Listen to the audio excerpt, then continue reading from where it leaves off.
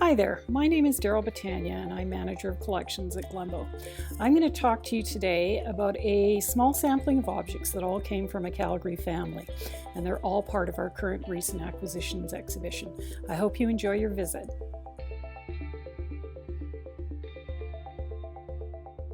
In our recent acquisitions exhibition, we have a collection of objects representing two generations of the Cutlery family, the Nolans.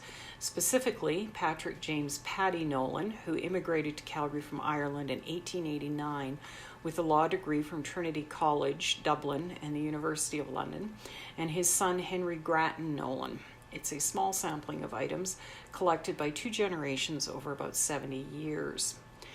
Paddy specialized in criminal defense work and was known for his courtroom rhetoric and his abilities, even though he often lost the cases that he was arguing.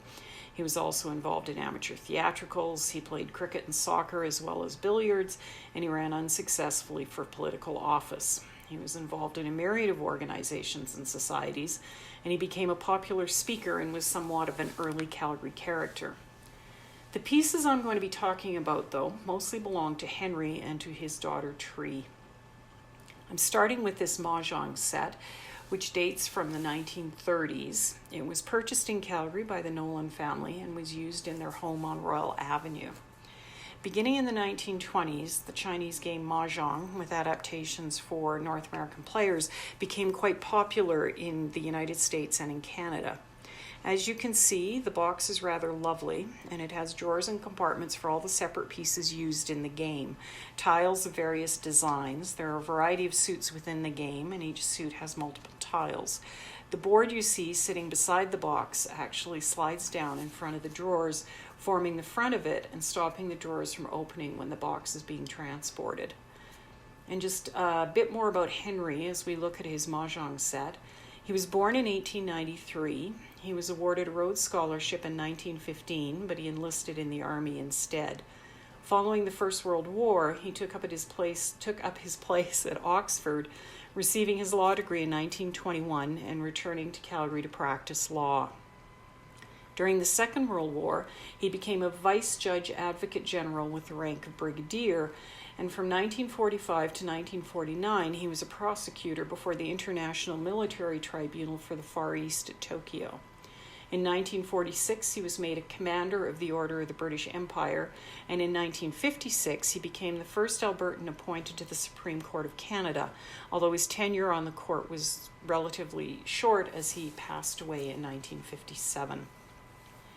This jar, we believe, dates from the 1940s. Henry Nolan lived in Tokyo for several years following the Second World War, and returning to Calgary in 1949. His family thinks that he acquired this cobalt blue jar while he was in Asia, along with many other souvenirs that he later gifted to his wife and his daughters. It was filled with embossed matchbooks when it came to Glenbow. They say H.G. Nolan, which you can see as we scan the case. And it appears that he might have used this as a small, rather lovely utility jar on his desk. These two compacts would have belonged to Henry's wife. Compacts became increasingly common after the First World War, and they developed into highly designed, highly visible, and highly prized accessories. This first one is a little powder compact from the 1920s, and it represents the small size and the sort of design sensibilities of compacts during that decade. And this is a RISC Compact from the 1930s. It was produced by a company called Rodica in Germany. RISC Compacts first appeared in the 1920s, and as you can see, this example has a tiny space for almost everything that might be found on a vanity table. It was a design that became more common as time went on. This strap extending out of the end of it would allow a woman to wear it on her wrist as she went through her day or her evening. This cutlery set dates from about the 1840s. It was produced by a company called McRae Cunningham & Co. in Edinburgh.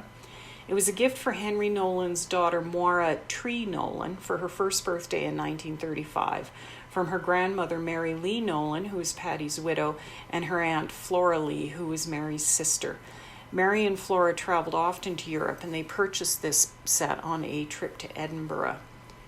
And as you can see, the original note from Tree's grandmother on her personal stationery, it's embossed, Mrs. P.J. Nolan, is still with the set. To my darling Moira on her first birthday from Grandma and Auntie Flora.